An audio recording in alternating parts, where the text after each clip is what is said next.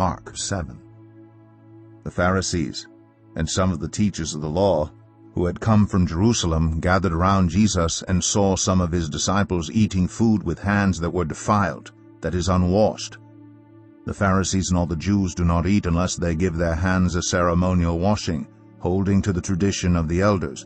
When they come from the marketplace, they do not eat unless they wash, and they observe many other traditions, such as the washing of cups, pitchers, and kettles. So the Pharisees and teachers of the law asked Jesus, "Why don't your disciples live according to the tradition of the elders instead of eating their food with defiled hands?"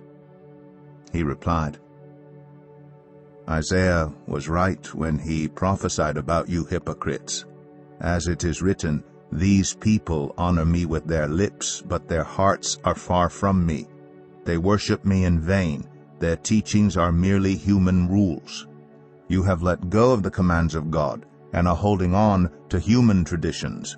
And he continued, "You have a fine way of setting aside the commands of God in order to observe your own traditions. For Moses said, 'Honor your father and mother,' and anyone who curses their father or mother is to be put to death. But you say that if anyone declares that what might have been used to help their father or mother is korban, that is, devoted to God, then you no longer let them do anything for their father or mother. Thus you nullify the word of God by your tradition that you have handed down, and you do many things like that." Again Jesus called the crowd to him and said, "Listen to me, everyone, and understand this. Nothing outside a person can defile them by going into them. Rather, it is what comes out of a person that defiles them." After he had left the crowd and entered the house, his disciples asked him about this parable. "Are you so dull?" he asked. "Don't you see that nothing that enters a person from the outside can defile them? For it doesn't go into their heart, but into their stomach, and then out of the body."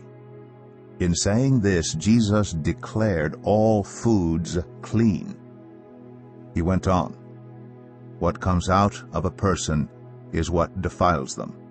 For it is from within, out of a person's heart, that evil thoughts come: sexual immorality, theft, murder, adultery, greed, malice, deceit, lewdness, envy, slander, arrogance, and folly. All these evils come from inside and defile a person." Jesus left that place and went to the vicinity of Tyre. He entered a house and did not want anyone to know it, yet he could not keep his presence secret. In fact, as soon as she heard about him, a woman whose little daughter was possessed by an impure spirit came and fell at his feet. The woman was a Greek, born in Syrian Phoenicia. She begged Jesus to drive the demon out of her daughter. "First let the children eat all they want," he told her, "for it is not right to take the children's bread and toss it to the dogs." "Lord," she replied, "even the dogs under the table eat the children's crumbs." Then he told her, "For such a reply, you may go.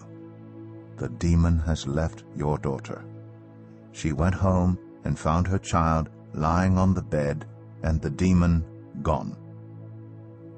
Then Jesus left the vicinity of Tyre and went through Sidon down to the Sea of Galilee and into the region of the Decapolis. There some people brought to him a man who was deaf and could hardly talk, and they begged Jesus to place his hand on him. After he took him aside away from the crowd, Jesus put his fingers into the man's ears. Then he spit and touched the man's tongue. He looked up to heaven and with a deep sigh said to him, "Ephphatha," which means, "be opened." At this the man's ears were opened, his tongue was loosened, and he began to speak plainly. Jesus commanded them not to tell anyone, but the more he did so, the more they kept talking about it. People were overwhelmed with amazement. "He has done everything well," they said. "He even makes the deaf hear and the mute speak."